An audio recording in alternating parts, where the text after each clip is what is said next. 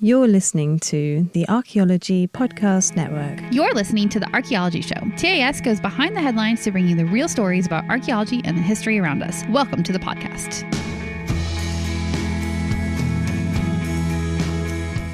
Hello and welcome to the Archaeology Show, episode 322. On today's show, we talk about ancient Egyptian rock art, a 9,500-year-old cremation, and a Neanderthal skull collection. Let's dig a little deeper. Collect those skulls. Collect them all. Gotta collect them all.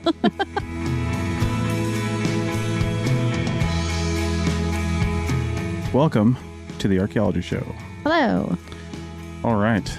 News time. Yeah, we've got some news this week. Okay. Well, we are kind of all over the place here, but all this stuff is pretty old, which I like. Yeah, it is quite old. Yeah. This first one is from Live Science, and the title is 5,000-year-old rock art from ancient Egypt depicts terrifying conquest of the Sinai peninsula. Mm-hmm. So I'm going to start by just saying, hey, go find the article in our show notes and click on it, because it starts with a pretty good image that's been sort of outlined to help you see what some of the elements are. Yeah. Yeah. Yeah. If you've ever gone to see rock art or rock art sites, it can be really hard to see the images that are on the panels just because of weathering and light and all kinds of different factors just make them kind of hard to see, right? Mm-hmm. And so what they've done in this image, which I don't think I've seen before, is they've actually outlined all of the key figures on the panel in black so that you can really see them, not just leave. I mean, I've seen the de-stretch stuff. We've talked about that before where they pull out the contrast, but they didn't do that really. They just outlined it, which is really nice. And it's really helpful for seeing what you're looking at. Yeah, de-stretch is an app you can just download from the App Store. It basically just changes the colors of a picture. Yeah, higher contrast or something like that. Well, is that kind of what it is? It's not just higher contrast. It's a whole color manipulation scheme. Okay. Yeah, to bring things out. Yeah. So anyway, I was going to mention the Rock Art podcast because Dr. Alan Garfinkel talks to a bunch of people about things from all over the world. But sometimes when he doesn't have a guest for a certain episode, him and I will get on. And a lot of times in the last few times we've done this, he'll just send me a panel that he's familiar with and I'm not. And then we'll just kind of discuss what we see in some of the elements. It's really fun trying to put an interpretation on some of this and just pull out some of the details when you're really analyzing it. So take a look at this panel in the images. Yeah, it's rock art is really fun, but also really subjective, right? Yeah. Because these are just images. So you don't really know what they meant by them. It's hard to know. Now, this one that we're about to talk about, we do have a pretty good idea of what it means because it's from a culture that's really well documented and we have other images from them. So we can kind of draw some conclusions. But rock art in general is just really hard to say what they're doing, why they did it, and all those kind of questions. So it makes it really fun to speculate, but also really difficult to draw conclusions. Yeah, that's true. Yeah. This panel was discovered in Egypt. It's about 5,000 years old and was discovered in the Sinai desert. And what they say is this depicts Egypt's conquest or colonization of the region. Mm-hmm. So it's a lot in one panel, to be honest. It is. And it's kind of one key moment that is apparently the conquest. But sure, we'll go with it. Yeah, the archaeologist in the article here quoted as saying, it shows in a terrifying manner how Egyptians colonized the Sinai and subjugated local inhabitants. So let's talk about some of the more prominent and important, I would say, images on this panel, because there's kind of a lot on it. Yeah. The first thing is a boat, and these are usually associated with Egyptian rulers. Boats serve as a metaphor for a pharaoh in Egyptian rock art and in ancient Egypt. So that's on the far right-hand side of the image and in the middle, I think. Yeah, I think there's two of them, right? Yeah. There's a couple partial images too, but there seems to be two actual boats. Yeah. And then there's also a triumphant standing figure, and they call him triumphant because his arms are raised up over his head. It looks like he's holding some kind of weapon maybe in one of his hands. And that position is generally associated with the god Min. Mm-hmm. And Min is an Egyptian deity that's associated with fertility and is ruler of the copper area, which I guess one of the things they were going after in this conquest was resources like copper. So yeah, I guess that would be why they would draw an image of that god. I'm glad our leaders have come a long way in 5 years and we don't, go colonize and subjugate people for resources anymore. Hashtag Greenland. Anyway, so Hashtag not political. Oh, yeah. So another figure right near him is what they're calling a subdued/killed figure, because he may be still alive in this image, but he's kneeling, has an arrow in his chest, and his hands are tied. Yeah. And they're associating him with the local inhabitants. And I mean, that doesn't get much more clear than that. Yeah. A dude standing with his arms raised and one kneeling with an arrow in his chest. I know. Okay. Looking at that image, though, I'm really struggling to see the hands tied arrow thing. Yeah. I don't know if it's because it's just sort of like a primitive drawing, so it's hard to tell what those images are. I do see the thing sticking out of his chest, and I see maybe one arm going behind him, but it's just really hard to tell what you're looking at. So yeah. Again, this is the subjectivity of rock art a little bit, right? Well, and also the experts that are saying this have seen other elements, and they're comparing this with, other things they've seen in Egyptian rock art and stuff like that. So I will point out, too, that there is potentially another figure that they've outlined at the very top of the panel, and that entire section of rock is gone. Yes. So there could be a lot more to this panel that we're just not aware of. That we don't have. Yeah. So we said this was more for resource acquisition, and that's why Egypt was in the Sinai Peninsula. And they were conducting expeditions into southwestern Sinai. And it, like I said, it wasn't just for territorial expansion, although that's kind of a byproduct of this, but for the minerals, and namely copper, which we mentioned, and turquoise. Yeah. Yeah. And that area was mostly occupied by like small nomadic tribes at the time. So it was a kind of area that they felt like they could move into and conquer fairly easily to obtain these resources that they were looking for. Yeah. One of these study authors says that it's one of the earliest depictions of dominance in another territory. Well, 5,000 years ago, I guess so, yeah. The article notes that there are other rock art examples in the Sinai from around 5,000 years ago. And they also support the idea that the Egyptians conquered this region at that time. So, when you have multiple images kind of showing the same thing at around the same time, you can feel pretty sure that they are corroborating each other, basically. Yeah, I'm not sure how they know this, but this next little bit here, the archaeologists in the report state that there used to be an inscription near the boat that may have named an Egyptian ruler at the time, but it was deliberately erased. Interesting. And they're not sure why or when. And that's one of the things you can actually find out through, say, a descript, because there still might be like underlying impressions in the rock art, even though it was kind of scraped away. Yeah, if they didn't like dig deep enough when they crossed it out, maybe we could still get to it. Yeah, that would be really cool if we could. Yeah, there are events in Egyptian history of cases where their pharaoh's name was erased after a new pharaoh came to power. Yeah, they do have a history of doing that, don't they? Especially when they didn't like what the previous pharaoh did. Well, and also these pharaohs were treated like gods. Yeah. And they saw themselves as gods. So yeah. if one came in with a little bigger god complex than the last one, then they'd be like, well, I'm your god now. So had to establish their authority. Yep. By completely removing the other. But you see it in all cultures, right? Like you see it in Rome or Greece, places where statues have the heads like knocked off and like buried and stuff when a conquering people or group come in because they want to show that their power by taking down the art and sculptures of the whoever was there before them. So it's pretty common to try and assert your authority by destroying the physical things left behind by previous groups or rulers or whatever. Indeed. Yeah. All right. Well, they say that they're going to keep looking for more stuff. This is just the beginning of a big research project and a larger campaign. So hopefully they'll find more stuff to either support or tell more of this story or, maybe tell the other side of the story. But I doubt that. Doubt that, but you can always hope, right? It's always the people who are left behind that are like, let's put this on the rock art. Yeah, victors tell the story. Exactly. So, yeah. All right. Well, for the next article, we're going to stay in Africa, but jump back another just about 5,000 years and talk about a super old cremation, possibly the oldest. Back in a minute.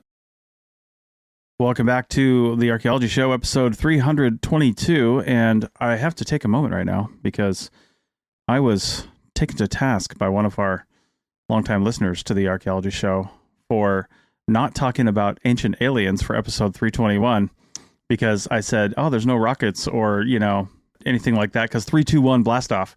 Did you know that's the area code in where Cape Canaveral is in Florida? Yeah. That's the area code is 321 because 321 blast off.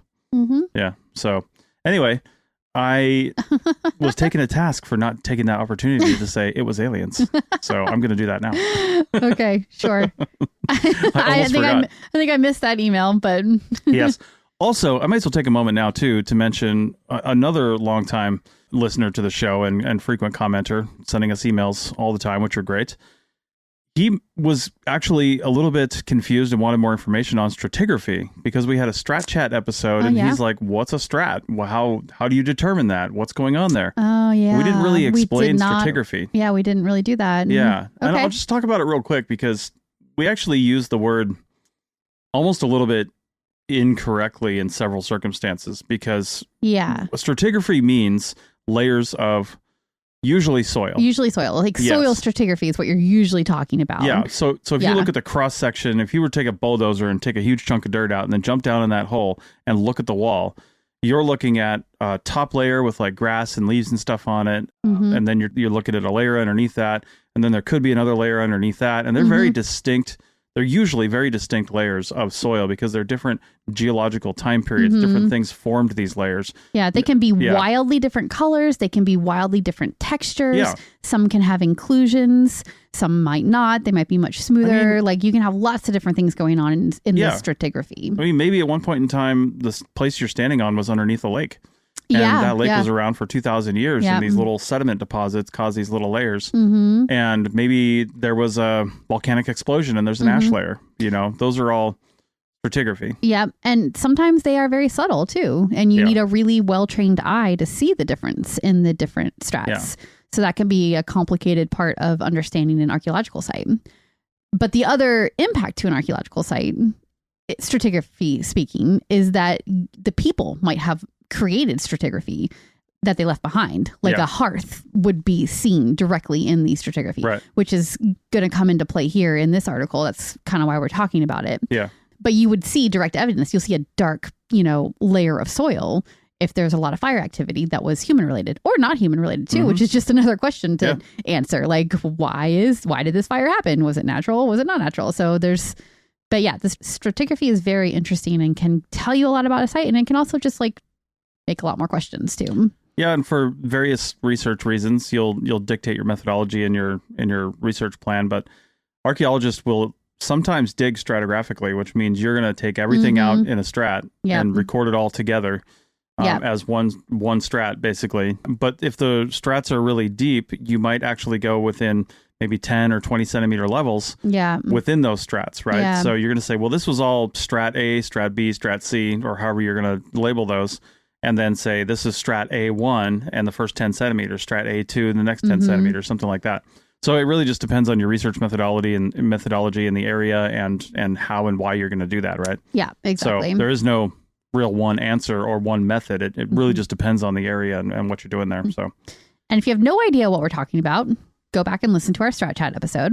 Yes. And going forward, we promise to give a little primer on stratigraphy before during each of those episodes so that we won't leave anybody in the dark again. Yeah. So, yeah. All right. So, somebody that was in the dark. Aww. For 9,500 years. Although they burned her eyes out, so that's not going to be true. Oh, God. Anyway, this article is from Smithsonian Magazine, and it's called... Oh, yeah. Well, not popular. Anyway... Archaeologists say this 9,500-year-old burial is the oldest known evidence of intentional cremation discovered in Africa. All right. So we're talking about Malawi in Africa. Yeah, specifically, it is Mount Hora in northern Malawi.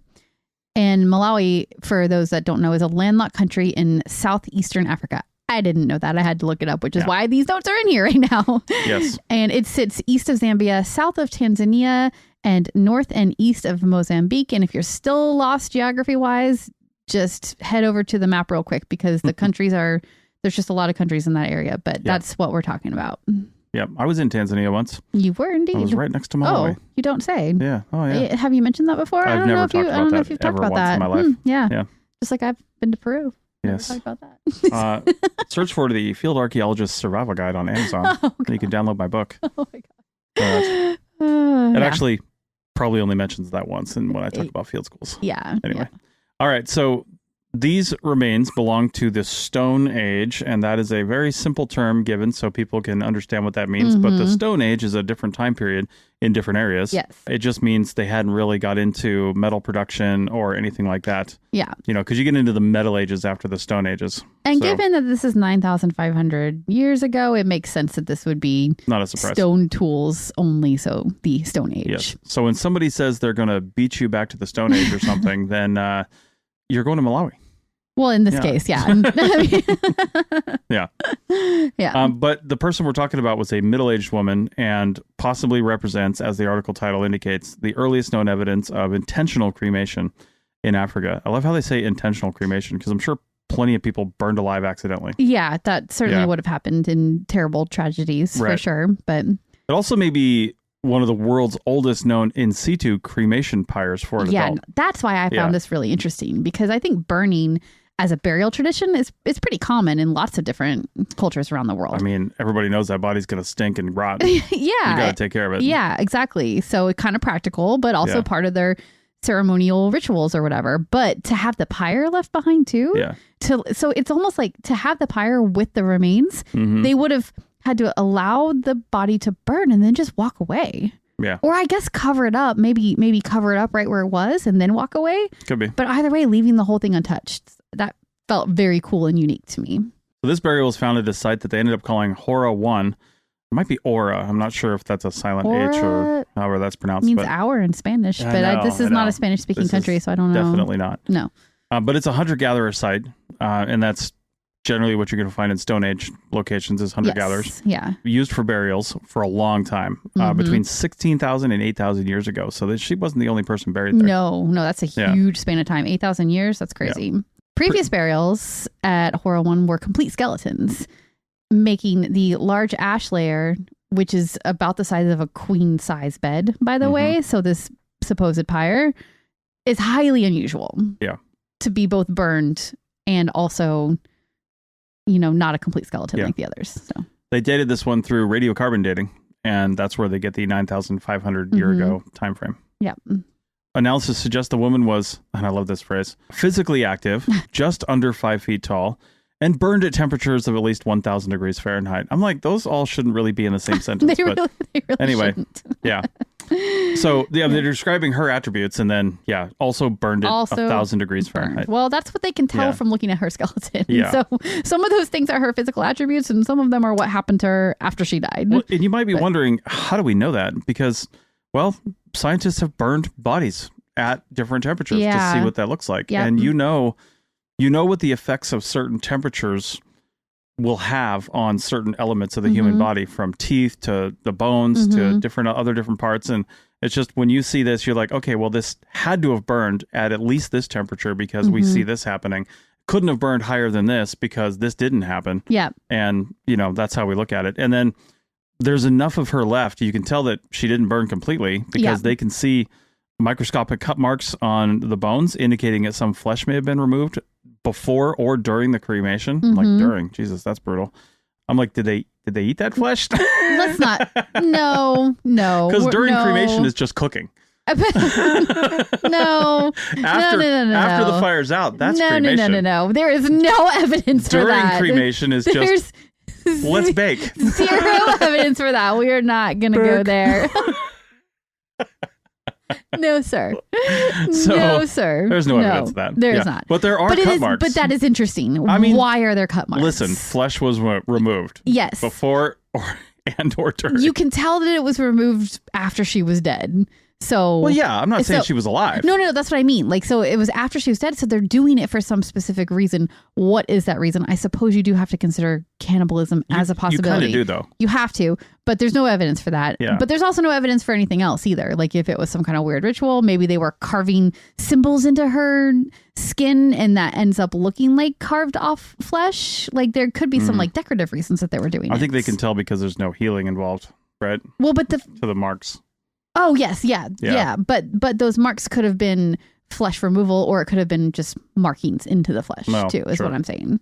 Yeah. So, yeah. Well, maybe they were making a stew because the skull is missing. The skull is missing, which is also so flip that over. You've got a bowl. They didn't have bowls. This is the Stone Age. Again. So no pottery.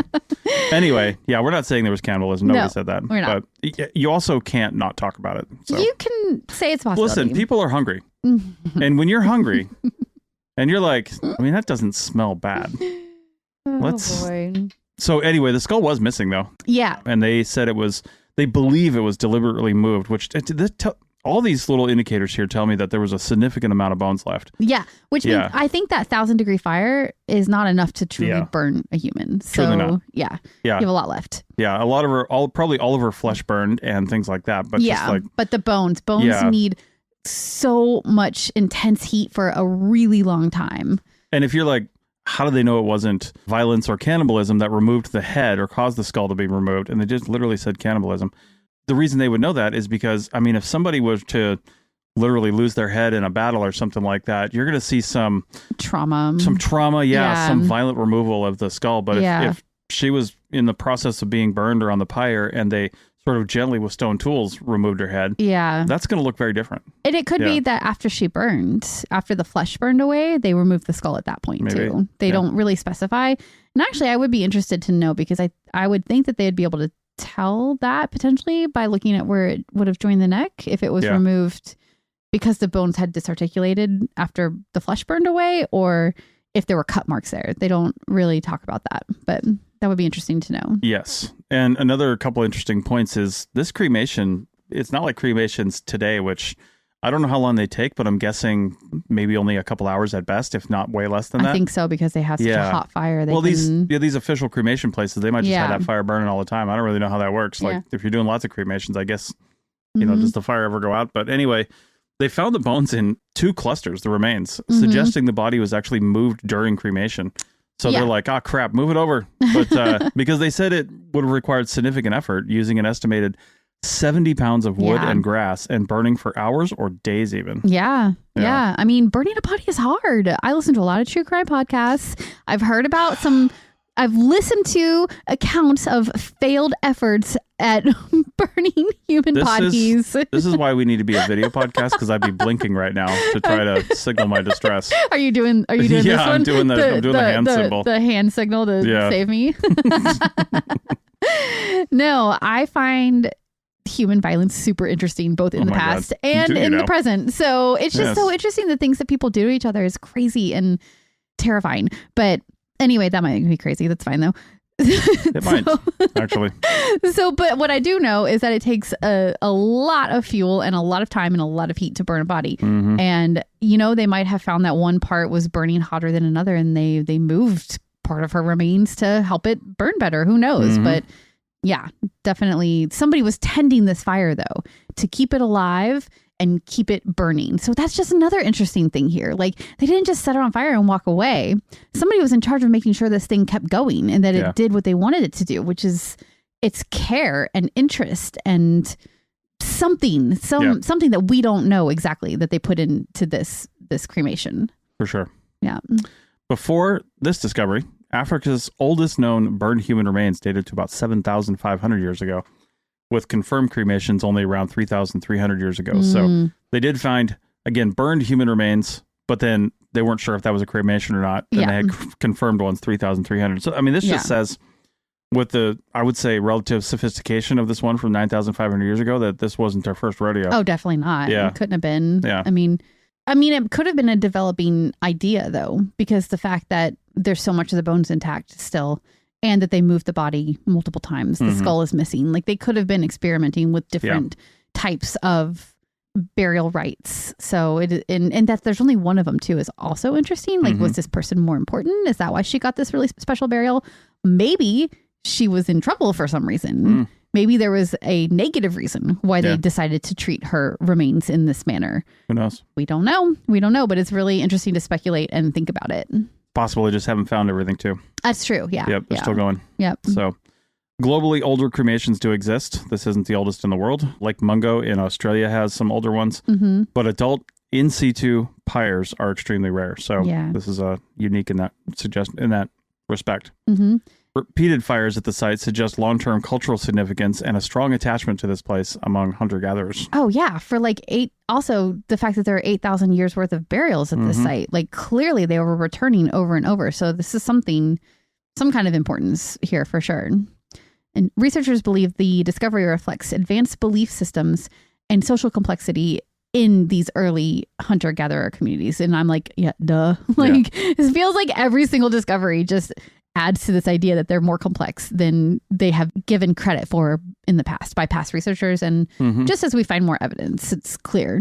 Yeah, they're going to keep doing excavations here, hopefully, and try to figure out a little more about her and her life and what the significance of this type of cremation is and this cremation in general is to that community that lived there. Yep. So, all right. Well, we're going to keep talking about skulls and go back 43,000 years for the next article. Back in a minute. So welcome back to segment 3 of episode 322 of the Archaeology Show. And now we're going to a live science article. And this one is entitled, More Than 43,000 Years Ago, Neanderthals Spent Centuries Collecting Animal Skulls in a Cave. But archaeologists aren't sure why. We're never sure why. Yes. All right. So take a look again at this article because the first picture in here is, it looks like a friggin' Texas trophy room. It does. Yeah. Yeah. It's a lot of horns from various antlered animals. Yeah. And it seems that these were collected and replaced by Neanderthals repeatedly over and over a long amount of time in the Descubierta cave in central Spain. And this is Neanderthal. So we're talking, like you said, 43,000 years ago. I mean, I'm going to correct you a little bit here. Those aren't antlers. Those are... Oh, it's horned and antlered animals. Yeah. You see, look in the picture. You'll see a couple. Antler. There's a couple antlers there. There might be 2. Yeah. All right. But they are from skulls from steppe bison, aurochs, which are super cool, rhinos, and red deer. Yeah, so, deer. Antlers. Whatever. Thank you. Yep, sure. Okay, so like you said, Spain, 43,000 years ago, they uncovered actually 35 large mammal skulls, mostly missing jaws because it's hard to keep the jaw together. It does separate from the skull. It does separate because your mandible and the rest of the skull are not connected. But it does beg the question of, did they do it on purpose? Did they not want the jaws for some reason and they only wanted the top antler part? I mean, maybe, but they didn't have any way to wire them together. They had fabric and things like that, but why would they hook the jaw back in? I think they just took the skull because it was easier. Yeah, I know. Yeah. But they could have taken both pieces is what I'm saying. Well, they could have, yeah. So, but there was also found in association with this over 1,400 Mousterian stone tools. Mousterian is just the time period, which identifies the tool types and the time periods for that area. Yeah, it's the Middle Paleolithic stone tool tradition, which are, of course, linked to Neanderthals. It makes sense. This is a Neanderthal site, and they're found across Europe, Western Asia, and North Africa. I often forget how far some of those tool traditions go because I get really irritated when we think about Clovis in North and South America because Clovis is all over the place. It's the only tool that we have besides Folsom, possibly, that we use one term for this tool shape and this technology across an entire continent. Yeah. And yet we've worked all over the United States and we've seen very similar, much later tools. And they all have different regional names. But I'm like, you could easily call this the same thing in Nevada as you found in North Carolina. There's a lot of very similar ones for sure. Yeah. But Clovis, for some reason, it's just like, oh, well, this is Clovis. Clearly, it's not, Pittsburgh Clovis. Yeah. Well, it's because we find so few of them, too. So there's not been enough of them to kind of develop a regional difference in the profiles, I don't think. I don't know. Yeah. I don't know. I just get a little crazy about that. But then it might come from different schools of thought, too, that the Mousterian tool tradition crosses several continents. It does. And lots of big areas here. So, yeah. And they were a really interesting tool type, just a little bit more about them. Yeah. They're produced from prepared cores rather than large bifacial hand axes, which were typical of earlier tool industries. So that's one difference. Yeah, a hallmark of these is the lavoie technique, they call it, which is just a technique for taking off these cores, for removing these flakes from these cores, basically. And it makes them standardized shapes, these flakes. Yeah. And actually, the flakes taken off and the cores themselves were actually useful in certain ways. So, yeah, it just kind of like standardized tool making a little bit for these individuals, and then they could quickly and easily make the thing that they needed in the moment. Yeah, and one thing that this shows is that the people who were doing this, the Neanderthals in this case, were, and I do say people when I say that, they are Homo Neanderthalensis. I kind of struggled under that earlier because I'm do I call them people? I don't know. Let's say individuals. They're not people in the sense that we are today. Yeah, they're not modern humans, obviously. Yeah, they're still. I feel like they're still people. Look at the amazing things that they're doing. And then research over and over in the last decade just shows how amazing they were. They had the first clothing, the first musical instruments, the first burials. Yeah. Who did it first? The Neanderthals did, obviously. But as opposed to their earlier ancestors, this Lavawa technique in the Mosterian tool tradition is just a method that shows that they had more systematic planning in the creation of these tools than earlier traditions, right? Because it does take some real thought to take a rock and get these pieces off just like that. You have to actually prepare the core quite heavily before you can start taking flakes off. Yeah. So, and I think it's really important that we add the context of what kind of tools these people were using to this article, because it just adds more weight to the fact that they were collecting these skulls probably for a very specific reason. Yeah. Why wouldn't they have been? They were creating these tools very specifically, and they had a really systematic way of producing them. Yeah. So the other things that they were doing in their life, there's no reason to suspect that it was random chance or some kind of I don't know, thing that they did as a one-off, because that's always been the argument is we need to see more examples of this. It's well, do you? We know these people were amazing, doing amazing things. So, yeah. And one reason, just to go a little bit different direction here, that we don't and I say we, archaeologists don't like pot hunters and people who are out there just hunting for things to either maybe collect sometimes, but often sell, is they like to just dig until they find the cool stuff and then throw everything else away, right?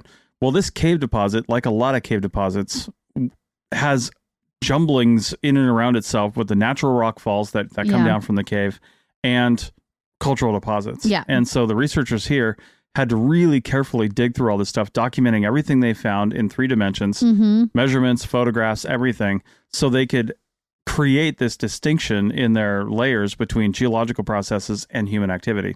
Otherwise, you're just seeing this jumble of stuff and you're I can't make heads or tails of this. Yeah, it doesn't make any sense until you start mapping things. Yeah. And the stratigraphy, as we were talking about, comes into play, because you really need to understand what is under what. What is mixed together, what came first, what came after, and that'll help you build this picture of what was natural and what was human. Yeah, and skulls were collected in this area over a very long period, from about 135,000 years. So long. To 43,000 years ago. Yeah. And it looks like it was mostly during colder climate phases. So kind of makes me think this was more of a ritualistic thing, and they thought, hey, maybe if we bring skulls over here, we can bring, warmer times back. Yeah. So yeah, maybe. They were like, winter's been here long enough. We need summer now. Or maybe this area was just better for hunting during colder times why too. Bring the maybe and nothing else. Well, yeah. Who knows? So that tells me there's more ritual involved. Yeah. Yeah. They were placed in. This also tells me that they were placed in specific areas of the cave repeatedly over. I mean, when you're talking about literally thousands of generations. Yeah. I mean, and they're all doing the same thing. This is a handed down cultural information. Yeah. And it suggested that this whole practice of collecting these skulls specifically and putting them there was sustained across all these generations. Yeah. I mean, this is handed down information. Yeah, totally. Clearly. Yep. And the cave does not appear to have been a living space at all. And what we mean by that is cooking activity or anything involved in creating food or clothing or all the other things you need to sustain life. There's none of that evidence there. So it doesn't seem like this behavior was tied to all those things that you have to do to basically just live day by day. None of that. So because this has all been clearly something symbolic to these guys, but we actually don't know the real purpose of the collection of the skulls, and we probably never will. No, how could you? Yeah, I know. It meant something to them. And like I said, I have a feeling that there was only a handful of things these people are actually concerned with. They were concerned about the weather because that was their livelihood. Yep. And these were collected in colder climatic periods, so that tells me that it could have been tied to the weather. Yeah. But also, like you said, they also often do ritualistic practice like this, whether it's rock art or things like this, involved with hunting. And when the climates are colder, maybe the animals moved away. Maybe there were fewer animals because some of them, went to warmer temperatures. Yeah. And maybe they thought this would help, like call them somehow. back or something. Yeah. I don't know how that would work though. It's like, hey, here's a pile of your ancestors' skulls. Why didn't you come back? If you have this if you have this reverence for the animal, like a lot of indigenous communities that we know from modern indigenous communities that they do, this reverence, this respect, in that way, maybe it would be calling them back because they're like, we want to respect you by hunting you and eating you. They're like, oh yeah, sign me up, bro. I don't think the animals felt that way. It feels a little bit like contradictory, but I totally see why that would be in their heads. I love it. Yeah. All right. Well, this just is one more piece of evidence that Neanderthals had their own distinct systems of meaning and cultural practices different than those of Homo sapiens they were literally living next to. Yes. Yeah. And there was probably crossover between them too in sharing of knowledge, and they weren't just the cavemen down the street. It was they were much, much more than that. I love these stories. I love just having more of these puzzle pieces get put into place. Which, to play devil's advocate just a little bit, Mousterian tool traditions are largely associated with Neanderthals. Correct. But if there's actual Homo sapiens living in the area and they saw these tool techniques and they saw these guys doing this, would they not maybe attempt the same thing if it works? But you just don't find these associated with Homo sapiens sites a lot. Yeah, you don't. It's really interesting. And you don't find a lot of crossover sites with both early human and Neanderthal activity together. They clearly lived separately, but we also know they clearly did mix because modern people today have some small percentage of Neanderthal DNA in them, right? Yeah. So there was mixing, there was interaction, but it definitely wasn't daily enough that we see it in the archaeological record. Yeah. But it is an interesting question on how much information sharing was going on between those groups. Yeah. Because that's not been revealed to us yet from what we know. I don't think. Not really. Maybe people who are really into it have a better idea, but yeah. I don't know. Yeah. It's very cool. So much to learn and know and study. I love this stuff. Yes. All right. Well, I think that's all we have on this topic. I think so. Yeah. That was a few good news stories. I like the really old stuff. That's what really interests me. But yeah, it's super cool. All right. Thanks a lot. And be sure to email in. Our email addresses are on the show notes for these episodes. So go take a look at that. And I'll give you a little primer too. We have a new digital product store coming out very soon on the ArchPodNet website. So we'll be releasing that as you're listening to this in middle of February 2026. We'll be releasing that very soon, and you'll be able to get, at the very minimum, some wallpapers for your phone and things like that. And everything helps support us and keep the lights on over here. So go check that out. We'll announce it on our socials. Follow us on Instagram at ArchPodNet, and we have a newsletter that you can sign up for when you go to our website. And then we're on all the other socials that I can possibly think of at ArchPodNet, but mostly Instagram. So, all right. With that, we'll see you guys next time. Bye.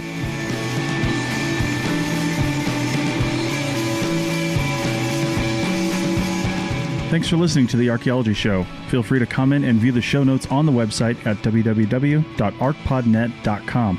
Find us on Facebook, Instagram, and Twitter at ArchPodNet. Music for this show is called I Wish You Would Look from the band Sea Hero. Again, thanks for listening and have an awesome day.